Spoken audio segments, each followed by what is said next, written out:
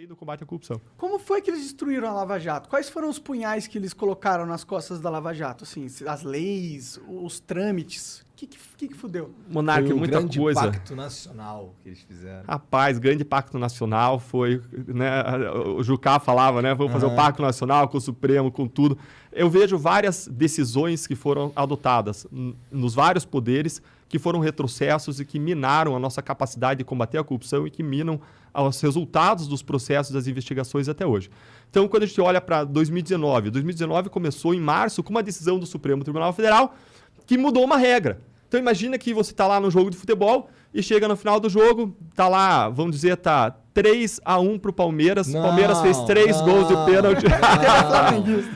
Não, qualquer um menos o Palmeiras. Eu não vou falar esse assunto, tá sensível esse assunto hoje. Esse assunto tá perigoso hoje. A ferida tá aberta. Tá aberta. Mas vamos lá fazer então o cenário lá, que tá 3-1, tá? E aí chega no final do jogo, vamos supor que os 3 gols do Palmeiras foram 3 gols de pênalti. E aí chega no final, o juiz, logo antes de apitar, ele fala, olha, vamos mudar a regra agora, falta dentro da área não é mais pênalti, muda o placar, 0 pro Palmeiras, 1-0 pro Flamengo, declara o vencedor o Flamengo. Cara, não faz sentido nenhum você mudar uma regra e você aplicar para trás, mudando o que aconteceu no passado. E o que o Supremo fez em março de 2019?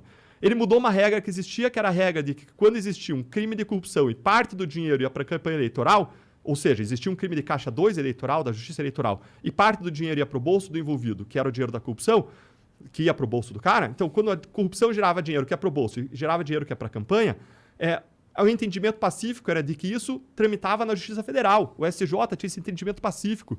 E aí, em 2018 para 2019, o Supremo começa a debater isso e no começo, em março, muda a regra. Fala, não, agora a competência, quando existem esses 2 crimes, é da Justiça Eleitoral.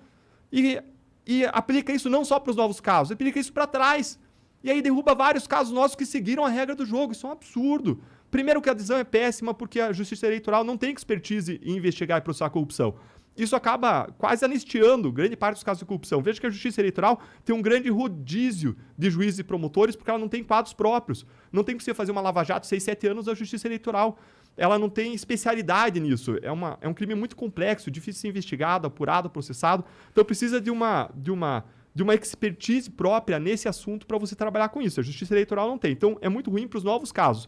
Mas pior, se você vai mudar a regra, você tem que aplicar disso da agora para o futuro. Senão você destrói todo o trabalho feito. E destruiu. Anulou o caso Passadina, em que o Tribunal de Contas apontou o superfaturamento de 700 milhões de dólares. Anulou o mensalão mineiro, que é um caso que não era lava-jato, que é um caso de 97 e 98 ligado aos tucanos. Anulou um caso da Paraíba, Operação Calvário, ligado a um governo do PT. Anulou Operação Integração, ligado ao PSDB do Paraná, em que parte do dinheiro desviado dos pedágios foi para campanhas eleitorais. E anulou o caso Eduardo Cunha. E vai anular outros casos.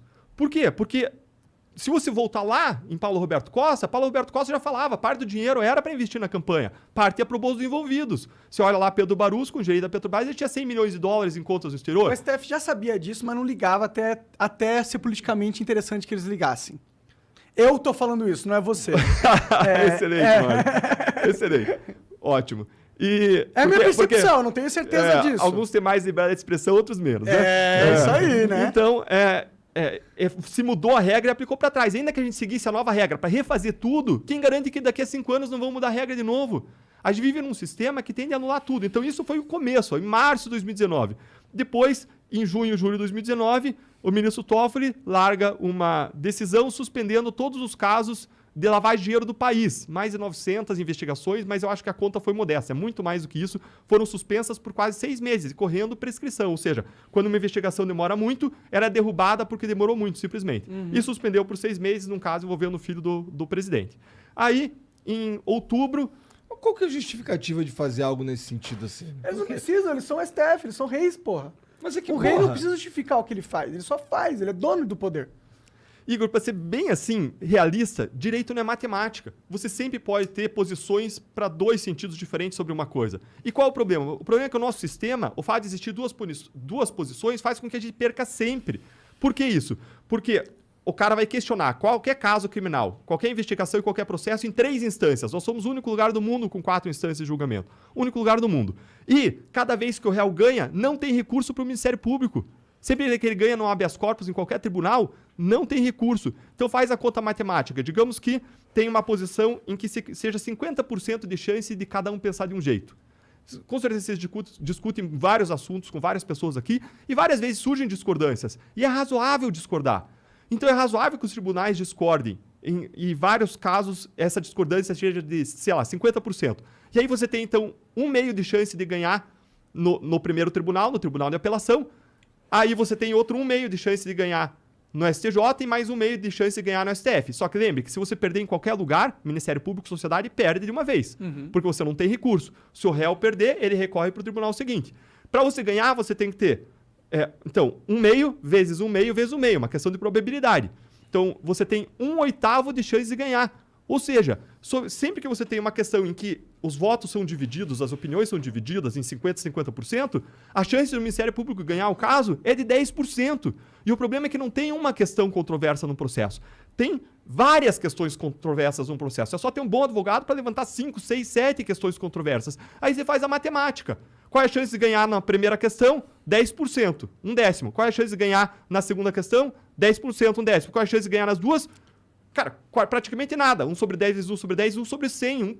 1% de chance do Ministério Público ganhar. Então os casos são triturados. Essa é a nossa realidade. Nosso sistema é feito para não funcionar. Se a gente não mudar isso, a gente não vai acabar com a impunidade e não vai acabar com o problema da grande corrupção política brasileira.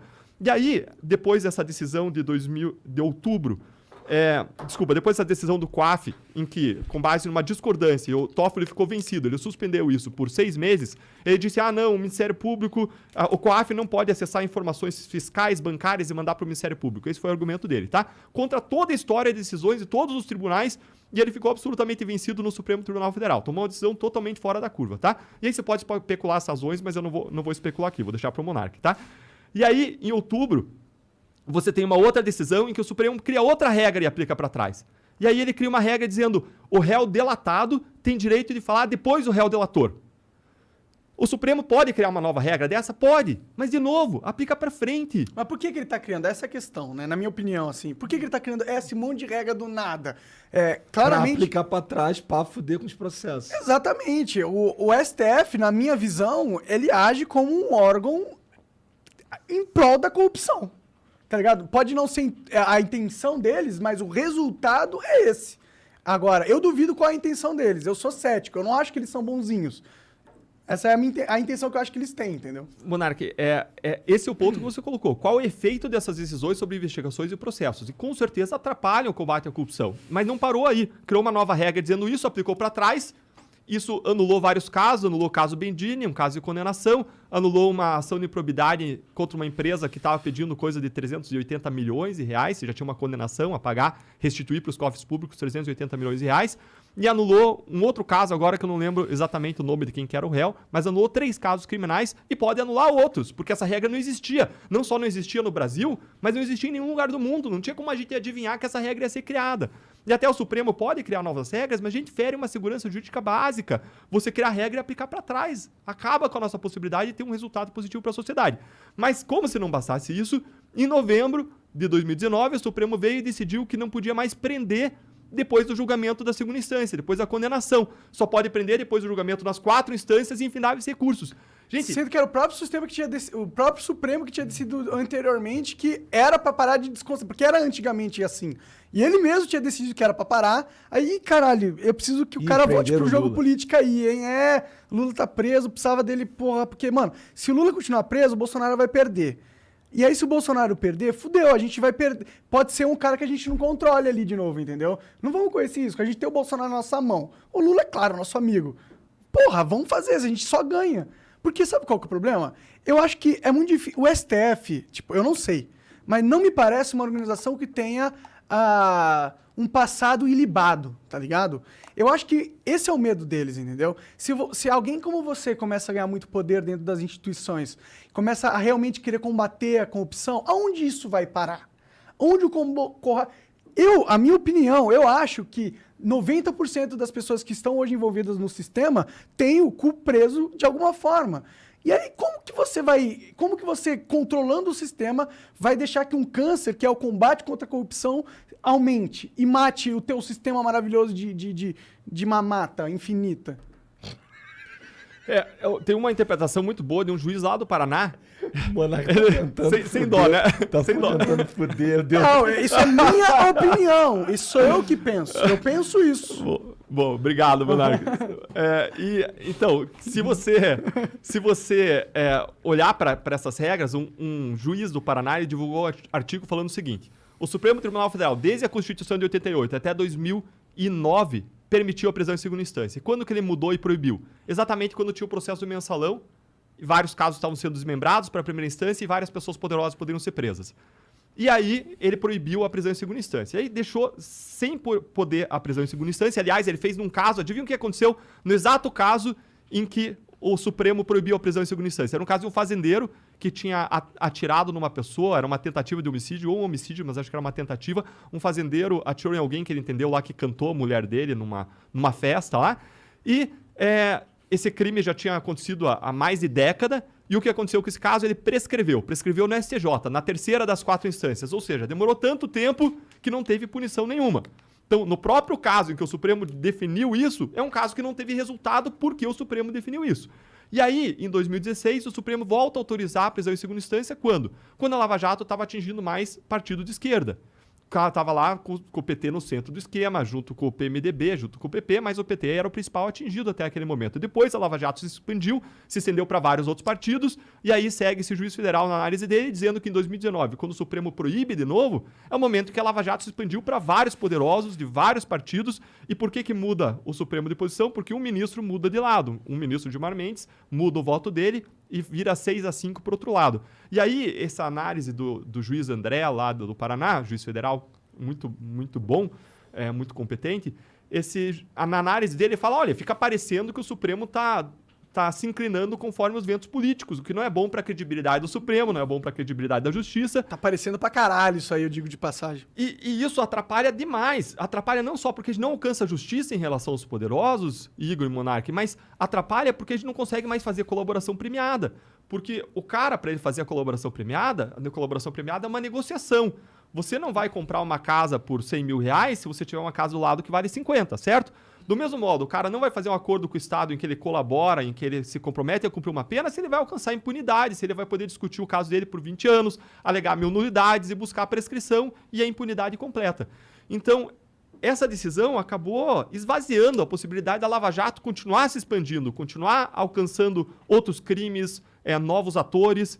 E ainda por cima, o Congresso Nacional, ainda em 2019, faz uma mudança da lei que mina mais ainda a possibilidade de fazer colaborações premiadas e que diminui a possibilidade de você prender e praticamente impede as prisões da Lava Jato. Porque diz o seguinte, a lei que o Congresso passa, no projeto anticrime que o então ministro da Justiça, Sérgio Moro, enviou para o Congresso, tinha uma série de regras contra a corrupção. Essas regras foram esvaziadas no Congresso e eles enxertaram uma regra que proibia prisões preventivas por fatos que não fossem atuais. Ora, os fatos da Lava Jato eram até 2014, 2015, 2016, aí você não podia mais prender, entendeu?